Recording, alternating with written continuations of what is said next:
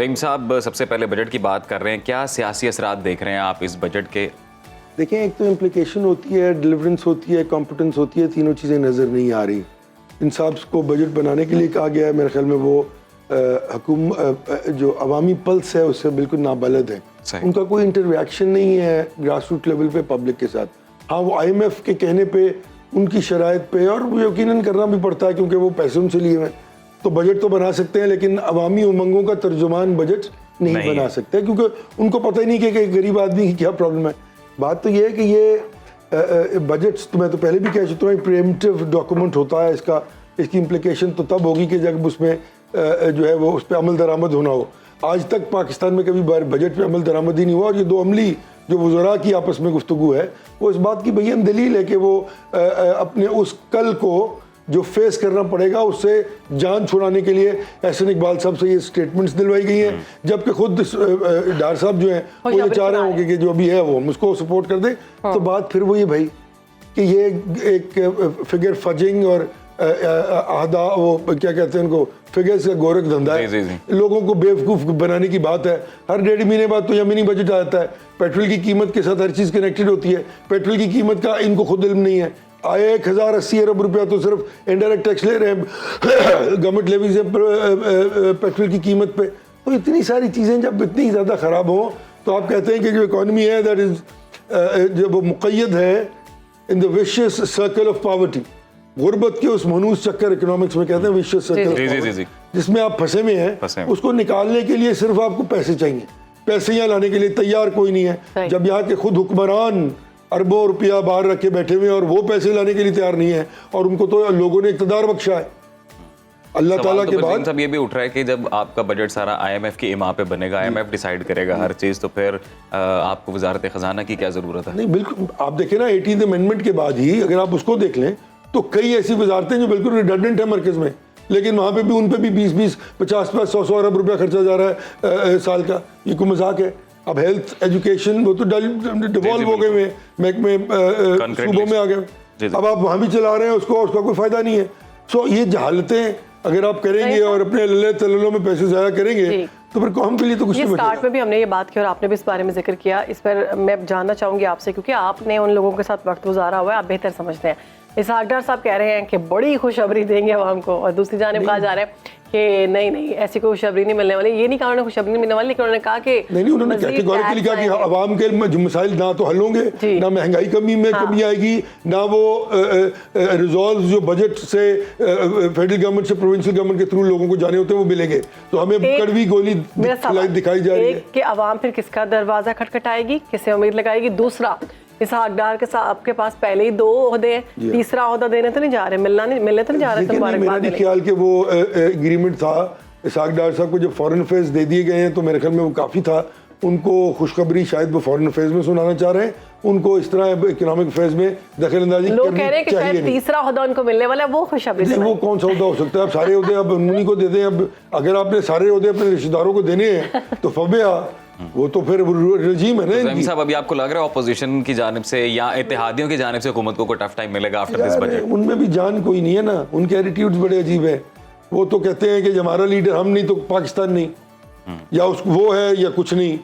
वो तो खुदा ना खास्ता आप इमेजिन करेंगे, वो तो एक कल्ट फॉलोइंग है ना, लोगों की सोच है कि जी ये नहीं तो पाकिस्तान भी ना रहे। कुछ लोग ये भी कहते हैं, कल एक साहब ने मेरे सामने कह दिया कि कायद आज़म रहमतुल्लाह अलैह से बड़े लीडर है मौसूफ।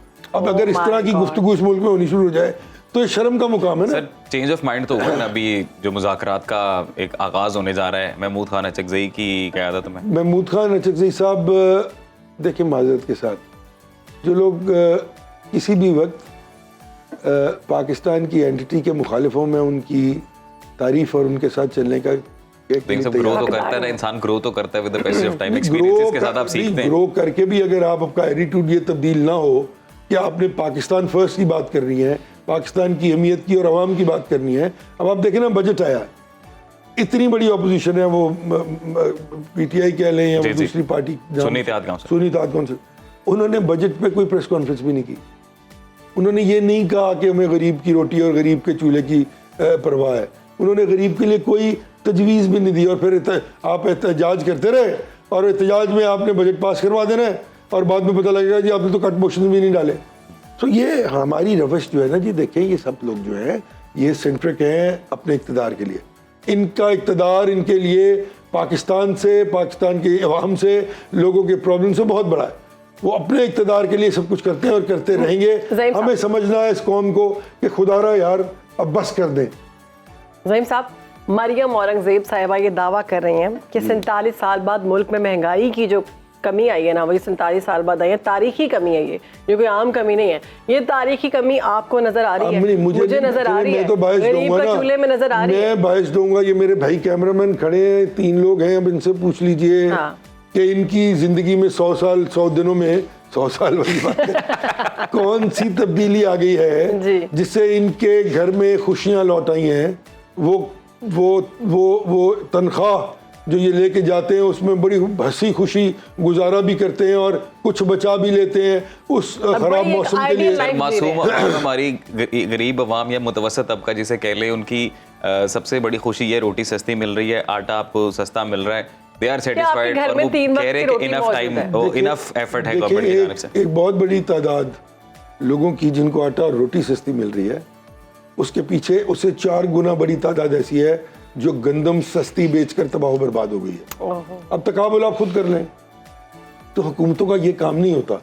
हुकूमतों का काम होता है कि हर शोबा ज़िंदगी से, हर लेवल ऑफ जो सबसिस्टेंस लेवल्स हैं उन तमाम का ख्याल रखना। तो ये बजट तो आप देख लीजिएगा कितनी रिलीफ्स मिलती हैं बिजनेसमैन को, अरबों खरबों पतियों को, कितने लोन्स डिफॉल्टर्स को जो फ़ायदा होता है और कितने लोगों को एडवांटेजेस मिलते हैं, रिलीफ्स मिलते हैं, आप देखते जाइए। ज़हीम साहब, पीपल्स पार्टी जो है वो बड़ी नाराज़ है बजट पर। हमसे पूछा नहीं गया, हमें बताया नहीं गया, मशवरा नहीं लिया गया। क्या वो कहीं और रह रहे थे इस मुल्क के अंदर? हाँ, वो जर्मनी या जापान, वो जिस तरह एक साहब शरद में ला दिया करते थे ना, जी। वो मेरे ख्याल में वहाँ रह रहे थे। अर्ज ये है कि उन्होंने सब कुछ तो ले लिया। सदर मुमलिकत आपके, गवर्नर्स आपके, चेयरमैन सेनेट आपका, ठीक है जी, और आप कह रहे हैं कि हम तो हुकूमत के साथ तो नहीं है। क्या कहीं वो बचना तो नहीं चाहते अवाम से? नहीं, बच सकते नहीं है ना, चाहते फिर वही बेवकूफ़ बनाएंगे ना। बेवकूफ़ बनाने के लिए सब कुछ कर रहे हैं लोगों को।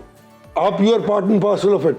जो काम हुकूमत करेगी उसका 100% जिम्मेदार पीपल्स पार्टी भी होगी, क्योंकि उन्होंने वो ट्रेजरी बेंचेस में बैठे हुए हैं ना, सपोर्ट कर रहे हैं, वो वोट देंगे बजट को, हुकूमत लेके आए। अगर वो ना आते तो ये हुकूमत तो बन ही नहीं सकती थी। उन्होंने वोट दिया ना वजीर आजम को, तो फिर वो ये किस तरह कह सकते हैं कि हम इनकी पॉलिसीज के साथ नहीं है? कहते हैं कि हम पॉलिसीज के साथ तो फिर बजट में हमें अगर वो वोट नहीं देते हैं तो पता लग जाएगा कि वो इसका मतलब नहीं साथ। ये क्या तरीका हुआ कि जब नाराज भी है वोट देके बजट भी पास करा देंगे और उधर भी इंजॉय करेंगे, तो वो देगा मीठा मीठा हब और कड़वा कड़वा थू। तो ये तो नहीं होगा।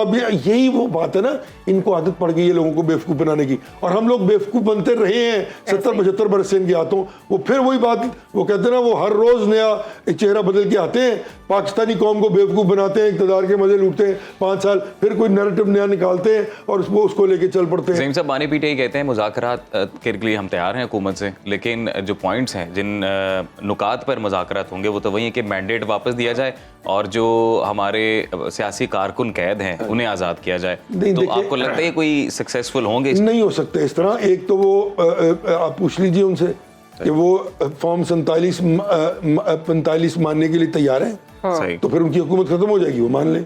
तो एक तो ये पॉइंट ऑफ नो रिटर्न। दूसरा, ये जो सियासी कारकुन कह रहे हैं ना इन लोगों को जो गिरफ्तार है 9 मई के सिलसिले में, वो सियासी कारकुन नहीं है सर। अच्छा, बिल्कुल मैं सियासी कारकुन नहीं मानता उस शख्स को जो रियासती इदारों पर इस तरह हमलावर हो और वो जाके शोहदा के मुजस्समों को तहवाला करे, खड़े जहाज़ों को मियाँ वाली एयरबेस पे जो है वो आग लगाने की कोशिश करे, सड़कों पे इदारा और अफवाज पाकिस्तान के खिलाफ नारे लगाए और कौम को जो है वो डिसइंटीग्रेट करने की कोशिश करे। पीटीआई के बाकी लोग तो है ना, यास्मीन राशिद साहिबा हैं और भी खवातीन हैं, खुद बानी पीटीआई हैं, ये सब तो सियासी है ना। तो कौन लीड कर रहा था उस जत्थे को लिबर्टी चौक से लेके कोर कमांडर की रेजिडेंस तक? लेकिन उनका ये कहना था कि हमने ये नहीं कहा कि आप अंदर जाएं। वीडियोस में ये भी है कि अंदर कोई ना जाए, बाहर एहतजाज करे, पुरअमन एहतजाज। उन्होंने वहाँ इंटरव्यूज दिए हैं, उन्होंने नहीं कहा था इसका ये मकसद तो नहीं, तो फिर रोकते लोगों को। ये और इकट्ठे करके वहां जाओ, जिससे हमला ये करो, उधर जत्थे जाना बनो, ये decision ही अवेलेबल गलत फोन था। कॉल्स मौजूद है ना जी। देखिए सजा उनको मिल गई है, डिसीजन उनका गलत था और वो भुगत रहे हैं। सजा तो नहीं मिली अभी तो फैसले ही नहीं हुए वो उस तरह कानून और सजा आइन के नहीं मिली, मुताबिक। लेकिन पार्टी का नाम तब्दील कर देना, इलेक्शन में मामलात इस तरह वो गलत है, वो नहीं करना चाहिए था। वो क्यों करना चाहिए था भाई? वो क्यों किया आपने?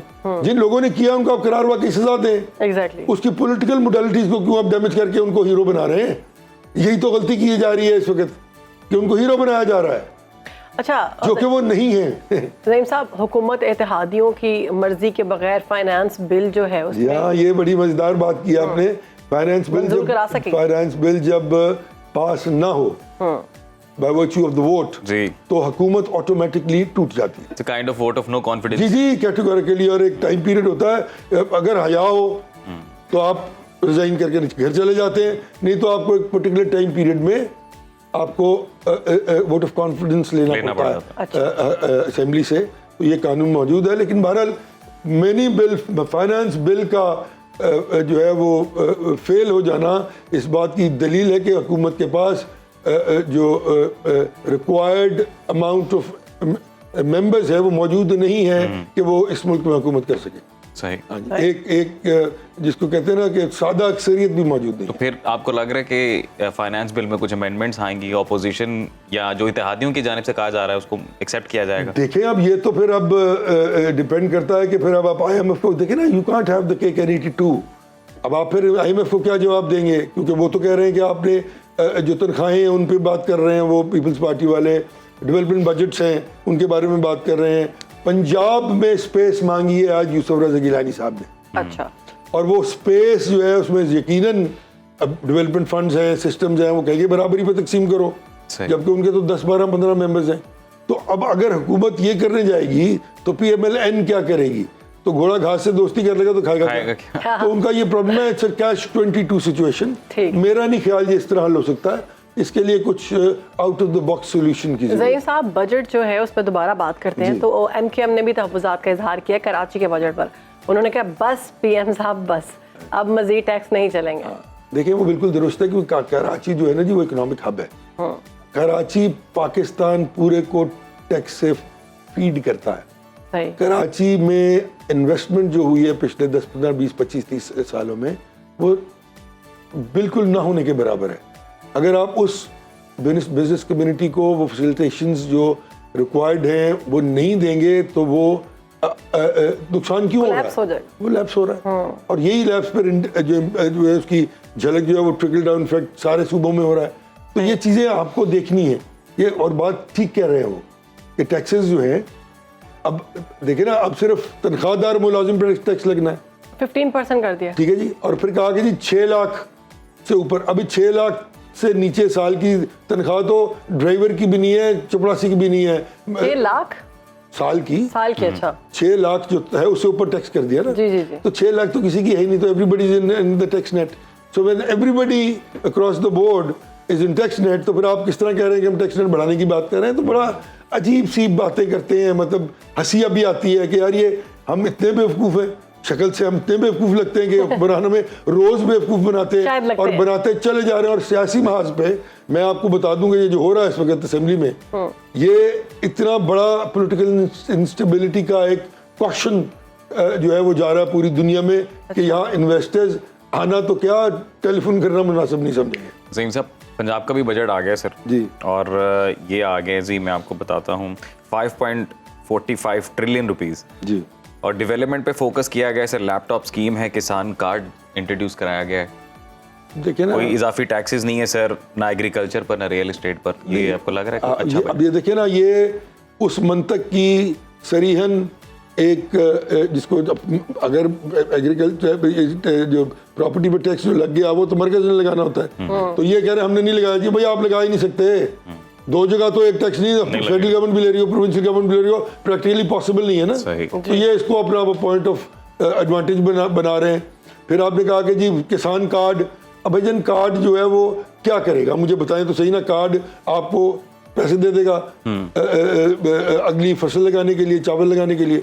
तो नहीं, अभी तो ये इम्प्लीकेट ही नहीं होगा। तो आपकी 2 फसलें अगर ऊपर नीचे फाइनेंशियली फायर बैक कर जाएं तो एग्रीकल्चर सिस्टम बैठ जाएगा। और आप उसके बाद उसको खड़ा नहीं कर सकेंगे। इतने फिस्कल एडवांटेजेस आपके पास है ही नहीं, इतना रूम नहीं है आपके पास जो आप स्कीम अनाउंस कर रहे हैं।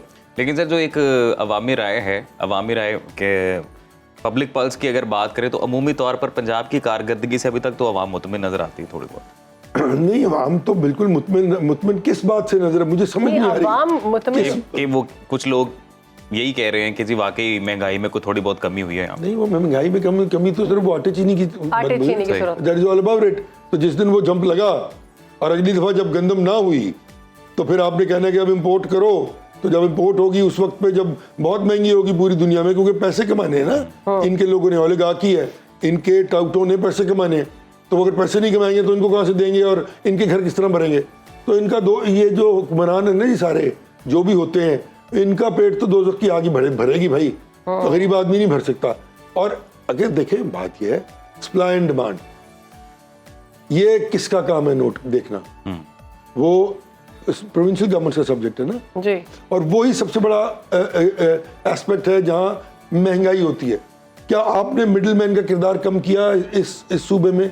कोशिश की, फार्म से चली हुई चीज आप तक पहुंचते पहुंचते 3 जगह लोगों को प्रॉफिट देती है। सबसे ज्यादा कमाई तो मिडिल मैन ही करता है जी। तो अगर मिडिल मैन का किरदार ही आप खत्म नहीं कर सके ड्यू कोर्स, तो फिर आप 75 वर्ष में तो आपका क्या डिलीवरेंस है आपकी? सही, यू कांट, मतलब एक चीज प्रैक्टिकल ही नहीं रहती ना, ये हो ही नहीं सकता।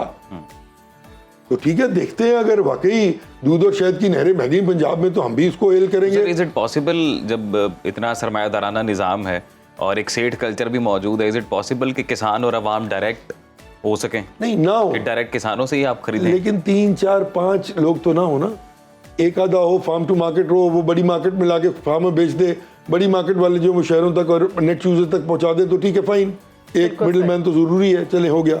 लेकिन 3 जगह यार, फॉर गॉड सेक। अब जो गंदम है वो मैं फिर बार बार एक ही रोना रोता हूँ किसानों का, गरीबों का, 5-5 एकड़ 4-4 एकड़ वालों का। वो भाईजान उनकी तो 2200 में भी खरीदी है लोगों ने गंदम, जबकि उनकी कॉस्ट 3,300 रुपये आई हुई है। आप मुझे बताएं कि कौन सा कारोबार है? और ये देखें, बड़ा काश्तकार, बड़ा अमाउंट, कहीं बच गई, कहीं ज़्यादा महंगी बच गई, कहीं कम हो गई। फार्मिंग के तरीके बड़े आसान है, आपने एक जगह, छोटे आदमी के पास तो ये कैपेसिटी नहीं है कि वो ये काम कर सके, ऐसे ही आपने उसको मजीद इनकैपेसिटेट कर दिया है to move forward in the agro financial aspect, खत्म हो गया वो।